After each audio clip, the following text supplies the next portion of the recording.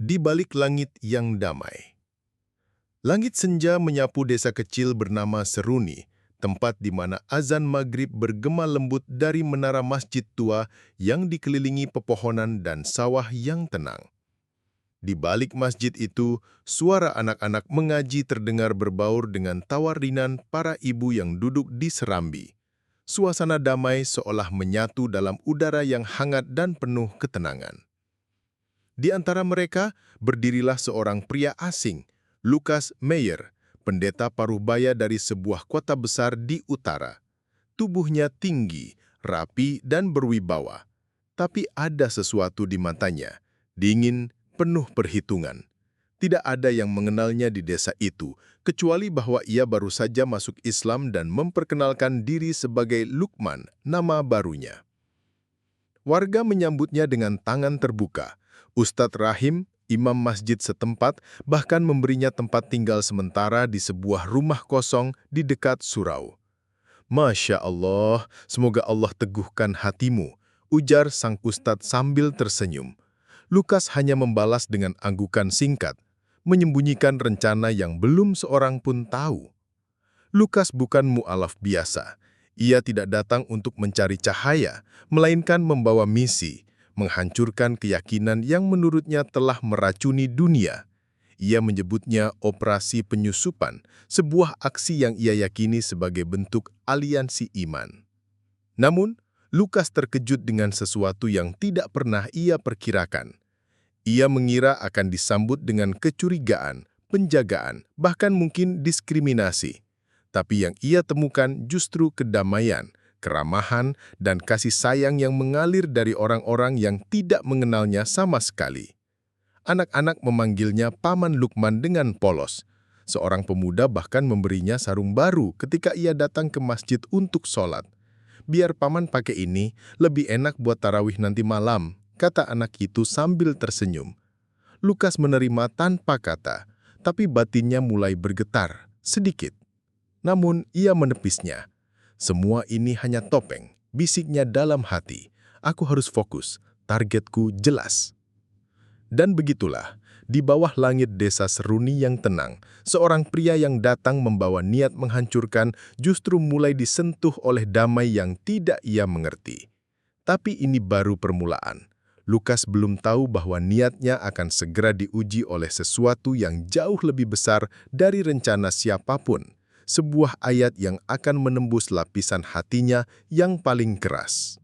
Tapi sebelum ayat itu datang, ada rencana yang harus ia jalankan. Di malam sunyi, Lukas duduk sendiri di dalam rumah kecil yang dipinjamkan oleh warga.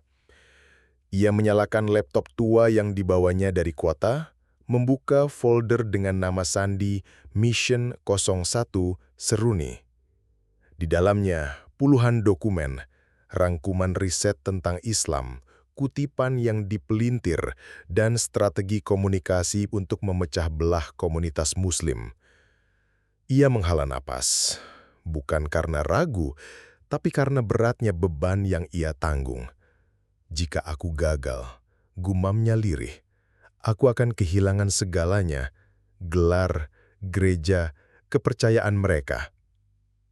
Beberapa bulan lalu, Lukas berdiri di altar gerejanya, berkhotbah tentang bahaya infiltrasi Islam di Eropa. Ia meyakini bahwa satu-satunya cara untuk menghadapi Islam adalah dari dalam. Ia mengajukan rencana gila, menyamar sebagai mu'alaf dan masuk ke jantung komunitas Muslim, menciptakan keretakan dengan menyebar fitnah halus, mempertanyakan ajaran, menebar kecurigaan dari dalam masjid. Ide itu awalnya ditolak, tapi setelah kampanye anti-Islamnya viral di media bawah tanah, dukungan diam-diam berdatangan, dana, relawan, dan bahkan pembimbing spiritual yang meyakinkannya bahwa ini adalah misi suci. Kini, misi itu dimulai di Seruni. Beberapa hari kemudian, Lukas mulai menyebar ide-ide samar. Di pengajian, ia bertanya dengan nada penasaran, "Ustadz, kenapa Al-Quran tidak boleh diterjemahkan bebas? Bukankah setiap orang berhak mengerti dengan cara mereka sendiri? Lalu di warung kopi, ia melontarkan keraguan kecil. Kenapa umat Islam dilarang menikahi sembarang orang? Bukankah cinta itu lintas batas? Warga hanya tersenyum dan menjawab dengan sabar. Tidak ada yang terpancing. Bahkan Ustadz Rahim berkata, "Itu pertanyaan bagus, Lukman. Kita bahas bareng di kajian pekan depan ya." Islam tidak melarang bertanya, selama niatnya mencari kebenaran. Jawaban itu membuat Lukas terdiam. Ia tidak siap dengan kebaikan yang tidak membalas kecurigaan dengan kemarahan.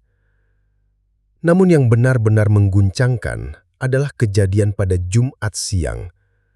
Lukas datang ke masjid lebih awal. Ia duduk di barisan belakang, mencatat.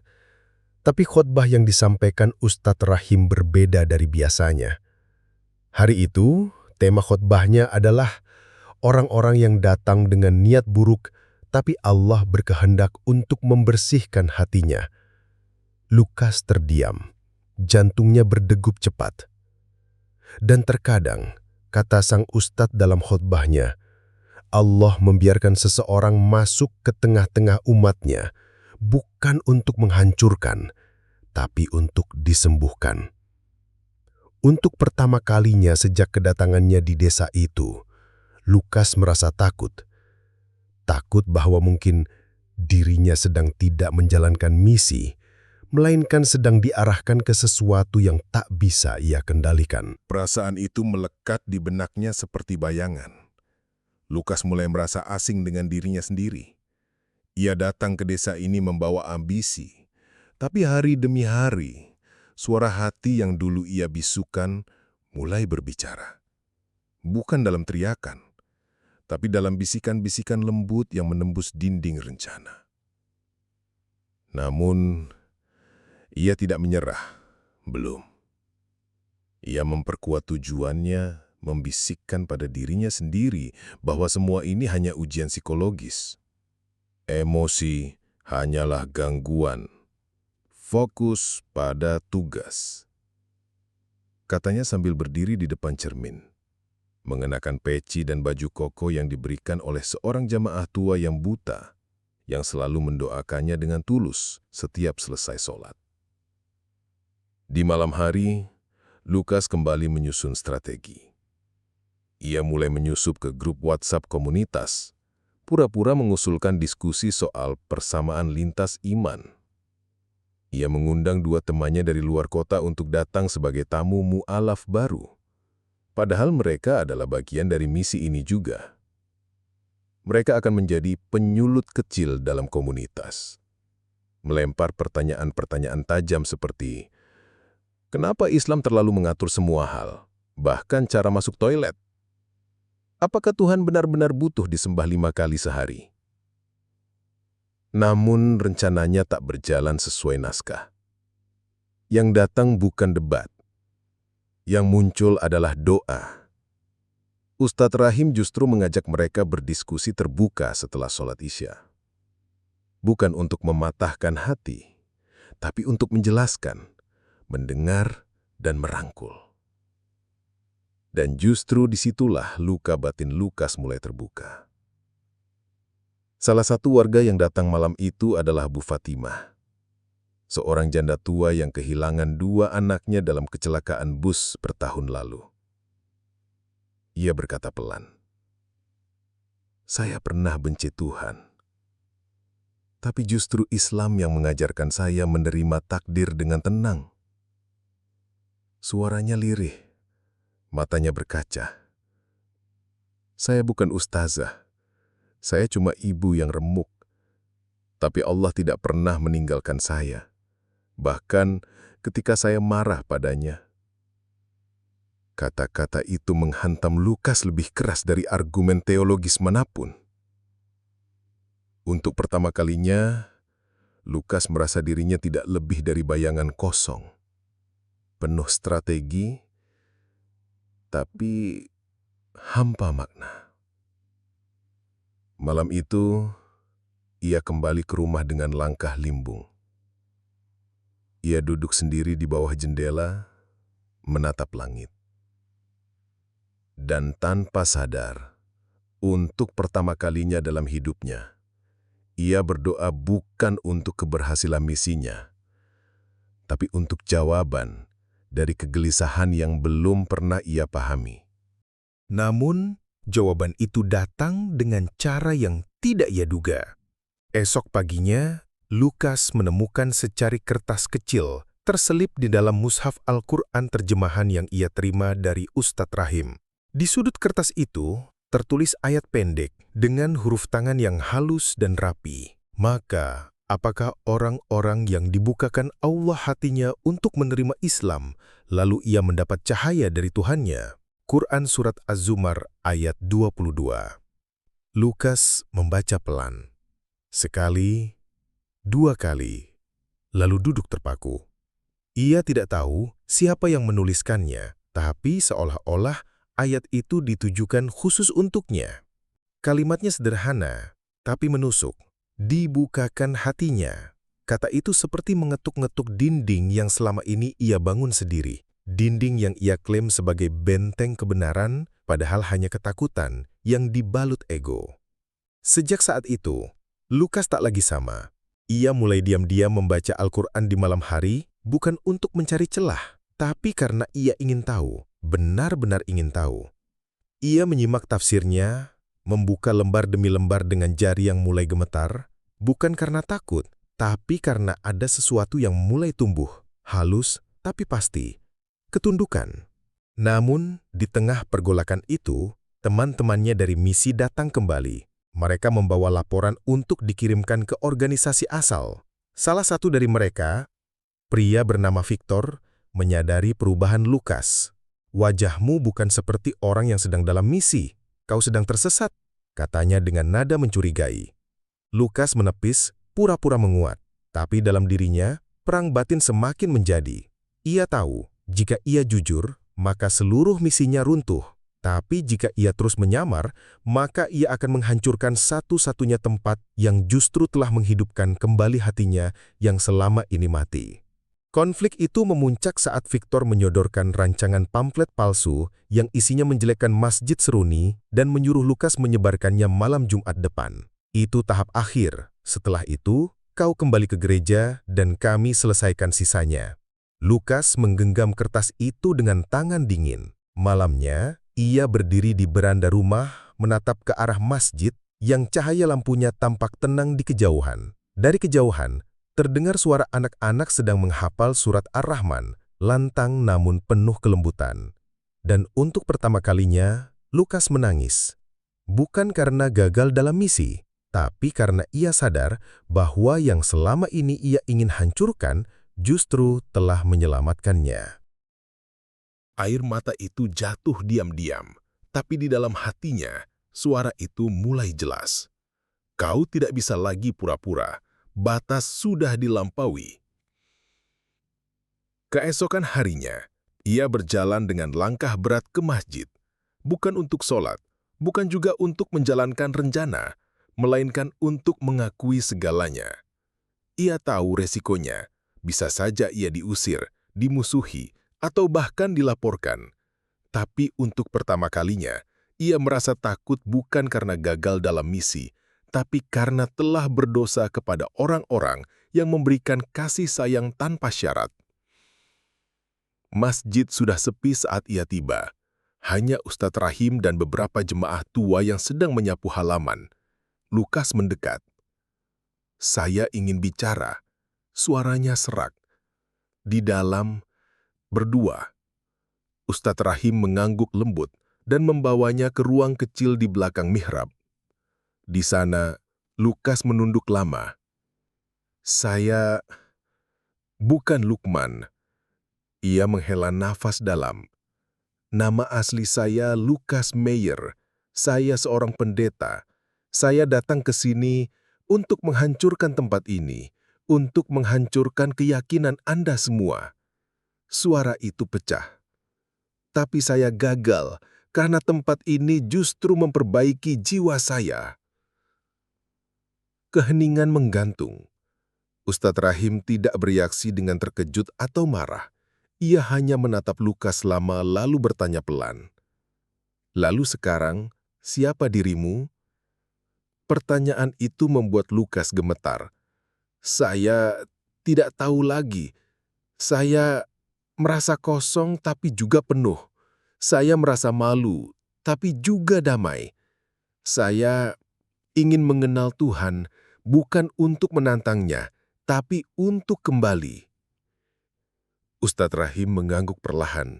Ia berdiri, mengambil mushaf kecil dari rak kayu dan meletakkannya di hadapan Lukas. "Maka barang siapa yang Allah kehendaki akan diberi petunjuk, dia akan melapangkan dadanya untuk menerima Islam." Lukas memandang mushaf itu, lalu menunduk sambil menangis terseduh. Kali ini, ia tidak menangis karena kekalahan, tapi karena akhirnya menemukan siapa dirinya yang sebenarnya. Hari itu, Lukas tidak hanya mengakui kesalahan, tapi juga meminta untuk belajar dari awal. Bukan sebagai mata-mata, tapi sebagai seorang pencari kebenaran yang telah kehilangan terlalu lama. Dan untuk pertama kalinya, Ustadz Rahim memeluknya, bukan sebagai musuh, tapi sebagai saudara yang akhirnya pulang. Hari-hari setelah pengakuan itu berjalan sunyi. Lukas, atau lebih tepatnya Lukman yang kini kembali dengan niat baru, tidak banyak bicara. Ia memilih membersihkan masjid setiap pagi, menyapu halaman, mengganti sajadah yang basah oleh hujan, dan duduk diam di baris belakang mendengarkan setiap lantunan ayat dengan mata yang tak lagi memelintir makna. Desa Seruni tidak membenci, meski mereka tahu kebenaran. Mereka justru mendekapnya lebih erat. Seorang bapak tua memberinya kitab Sirah Nabawiyah dengan catatan kecil. "Bacalah ini, nak. Nabi kami juga pernah dihina, tapi ia membalas dengan kasih." Anak-anak masih memanggilnya Paman Lukman, seolah tak ada masa lalu. Mungkin mereka terlalu polos untuk mengerti pengkhianatan, atau mungkin justru karena kepolosan itulah mereka lebih dekat pada sifat pemaaf yang diajarkan agama ini. Lukman mulai mengikuti halakoh pekanan. Ia menulis ulang ayat demi ayat yang menyentuh hatinya. Tapi ada satu ayat yang kini selalu ia ucapkan setiap bangun pagi, ayat yang mengubah segalanya. "Dan kami tidak mengutus kamu, Muhammad, melainkan untuk menjadi rahmat bagi semesta alam." Quran Surah Al-Anbiya ayat 107. Ayat itu tak hanya mengubah pandangannya tentang Islam, tapi juga tentang hidup, tentang Tuhan, dan tentang dirinya sendiri. Beberapa bulan kemudian, saat bulan Ramadan tiba, Lukman berdiri di depan jamaah setelah tarawih. Suaranya gemetar, tapi matanya mantap. "Saya datang ke desa ini dulu dengan niat yang salah. Tapi kalian, tanpa tahu siapa saya, tanpa tahu rencana saya, memberi saya tempat, doa, dan cinta yang tidak saya temukan dimanapun." Ia menatap mereka satu persatu. "Dan dari satu ayat, saya belajar bahwa Islam tidak perlu dipaksakan, karena yang menyentuh hati bukan kekuatan, tapi kelembutan. Bukan kata-kata kasar, tapi kelembutan." Ustaz Rohim tersenyum dari belakang. Warga menunduk haru. Tak satu pun dari mereka menyimpan dendam. Sebab mereka tahu, hidayah datang pada waktu yang tidak bisa ditebak. Dan ketika ia datang, ia mengubah bukan hanya jalan hidup, tapi juga isi jiwa. Lukman kini hidup sederhana di Seruni. Ia mengajar anak-anak membaca, membantu menyalurkan zakat, dan di waktu senggang menulis kisahnya.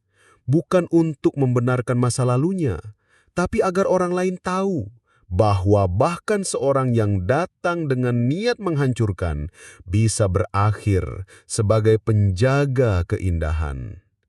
Dan semua itu berawal dari satu ayat.